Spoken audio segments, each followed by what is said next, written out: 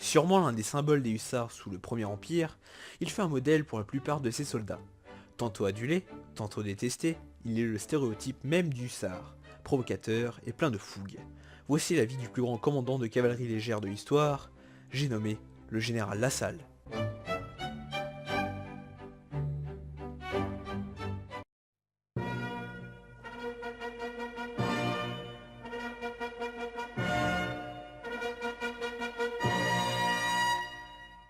C'est le 10 mai 1775 que naît le petit Antoine Charles-Louis de Lassalle, à Metz, dans une famille de la petite noblesse lorraine. On peut dire qu'il est né dans les armes, puisque son père, le comte Pierre-Nicolas de Lassalle, était commissaire ordonnateur, c'est-à-dire un fonctionnaire ou un militaire chargé de l'administration de l'armée royale. C'est un jeune homme bagarreur, mais qui n'a pas pour autant une très grande admiration pour la littérature. Très tôt, Lassalle choisit le métier des armes. À 11 ans, il rentre comme sous-lieutenant en remplacement dans le régiment d'infanterie d'Alsace.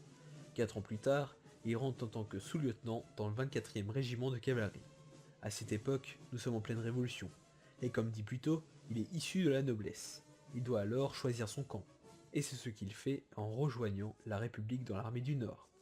En 1794, après avoir rejoint le 23e régiment des chasseurs à cheval, il monte très vite en grade et devient lieutenant, grâce à ses nombreux faits d'armes rocambolesques, comme à Londres-Sea, où il capture lui seul une batterie anglaise.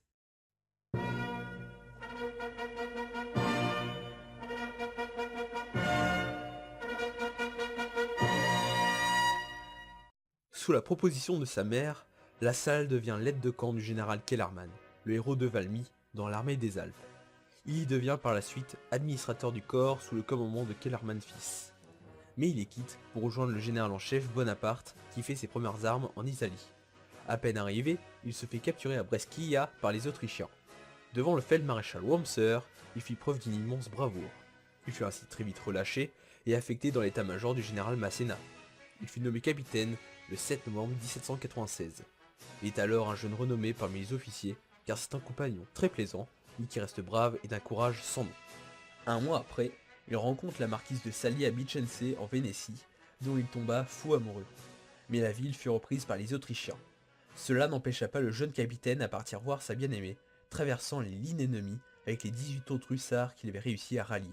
La jeune femme lui donna en même temps de nombreuses informations importantes sur les ennemis autrichiens. Bonaparte, sidéré par ce récit digne d'une pièce de théâtre, ferma tout de même les yeux sur cette aventure qui aurait pu tourner à la catastrophe.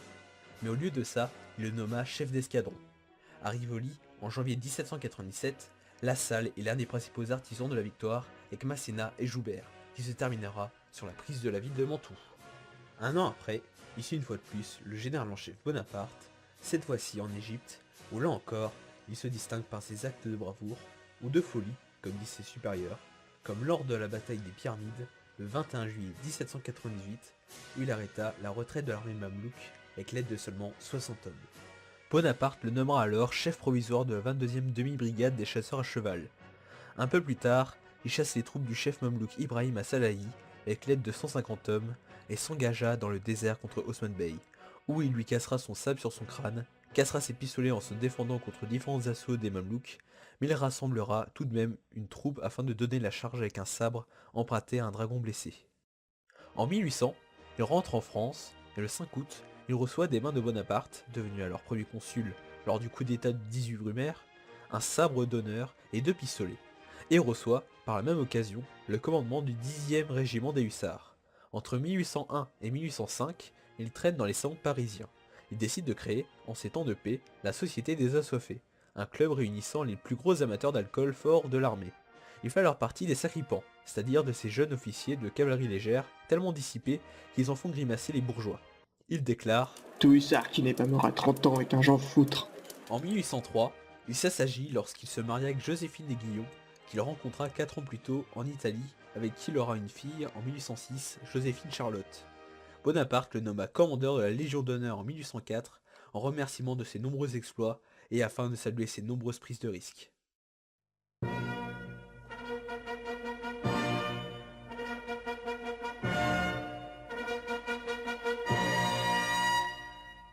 En 1805, il est fait général de brigade, et fait bien sûr partie de la Grande Armée où il participe à Ulm et à Austerlitz. Il reçoit le commandement de la 5e et 7e de hussards, la fameuse Brigade infernale. Là encore, La Salle devient une icône, limite chevaleresque, comme le 26 octobre 1806 à Zennenick, où il attaque plusieurs régiments de la cavalerie prussienne en retraite, dans les redoutables dragons de la Reine avec moins d'1 millier de cavaliers. Le 29, à Stettin, avec 500 hommes et seulement 2 vrais canons, puisqu'il avait fait faire quelques canons en bois, il reçoit la réédition de la place forte avec sa garnison de 8000 hommes et ses 280 pièces d'artillerie. À Golemine, ses troupes reculent devant les Russes, mais il les punit en les obligeant à rester sous le feu devant les lignes d'infanterie pendant 1 heure. Devenu général de division, il prend part à la bataille d'Alsberg le 10 juin 1807, où il fait une charge mémorable avec une division de cavalerie légère de réserve du maréchal d'Empire Joachim Murat. Il le sauva même d'une mauvaise posture durant ce combat. Mais à son grand dam, La Salle a dépassé le cap des 30 ans. Pourtant, on ne pourra pas dire qu'il n'a pas fait le nécessaire pour mourir avant. Napoléon Ier lui décerne le titre de chevalier de la couronne de fer et le titre de comte d'Empire. Ensuite, La Salle est affecté en Espagne, le 15 février 1808. Le 2 mai, les Madrilènes sortent dans les rues, pour montrer leur opposition à l'occupation française. La révolte fut matée dans le sang, dans un véritable combat de rue, de guérilla. Il est alors chargé de s'occuper des insurgés. Ce qui le conduit à la bataille de Torquemada le 10 juin 1808 et à la bataille de Cabezón 2 jours après. Ces victoires ouvrent la porte de Valladolid, une des places fortes de la résistance. À Medina del Rio Seco, il fait fuir la cavalerie espagnole et il livre Madrid à Joseph, frère de Napoléon Ier, pour qu'il puisse reprendre la possession de son trône. Le 28 mars 1809, lors de la bataille de Medellín, alors que le combat était peine perdue pour les Français, il chargea remarquablement que sa division de dragons et fit basculer la balance du côté de l'Empire. Les Espagnols lui trouveront alors ce surnom, El Picaro, le terrible. Mais La Salle est contraint de quitter la péninsule ibérique. Il doit rejoindre l'empereur en Autriche. Le 20 mai 1809, lors de la bataille d'Essling, Napoléon Ier est submergé par les forces en présence, conduites par l'archiduc Charles. De nombreuses pertes sont à déplorer, dont le célèbre maréchal d'Empire Jean Lannes, un des fidèles de la première heure de l'empereur. Mais La Salle ne lâche pas les Autrichiens pour autant, et permet aux Français de tout de même se replier sans aucun problème. Le 5 et 6 juillet, la Grande Armée est sur le plateau de Wagram, au bord du Danube. Le 6, vers 18h30, alors que les Autrichiens reculent des différents villages aux alentours, La Salle décide de chasser un bataillon de grenadiers hongrois du corps Cléno, retranché à Léopoldo. Ceux-ci sont enterrés dans une tranchée de 2 mètres de large.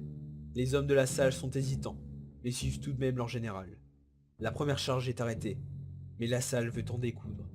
Il est séparé de ses hussards. Il rassemble alors quelques cuirassiers autour de lui, afin de faire une seconde vague. Un grenadier s'attarde sur le cavalier qui fonce sur lui. Il l'ajuste. Tire.